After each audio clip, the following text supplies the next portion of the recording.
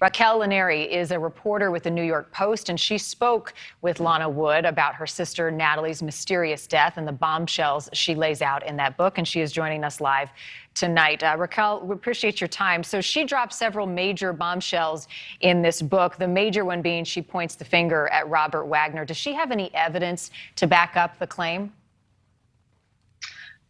Well, she points the finger at him. A lot of what she says has actually been reported elsewhere in Dennis DeVern's book and in the updated 2020 version of Suzanne Fitzstead's biography of Natalie Wood named Natasha.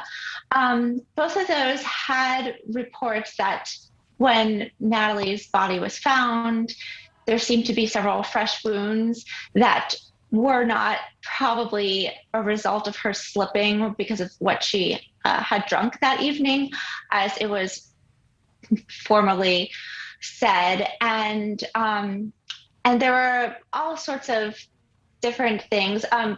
But Lana is the first person to have the theory that she thinks that Wagner knocked her unconscious and put her in the boat. DeVern has said that he hit her, but there's a kind of lapse in time as to what happened to her after that, how she got into the water. So that's the new, right. That's the main thing that Lana says. And that's kind of, there's no real evidence to that, but that is a way to explain the sort of weird gap of how once there was two people on the boat and then suddenly there was two people on the yacht having a fight and suddenly there was just one figure there. A big mystery. Lana also claims that Wagner blacklisted her in Hollywood. Did she talk to you about her motivation for the book and any of the past between she and her former brother-in-law? Yeah, she spoke about their past. They never had a very warm relationship.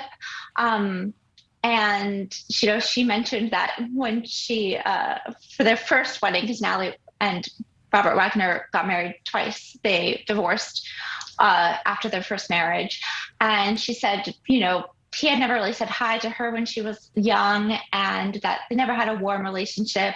And she cried all throughout their marriage. And she was confused about why Natalie would go back to him because she left him after he cheated on her, which is something that I don't think he has said, but has been, it's in the biography and several other places.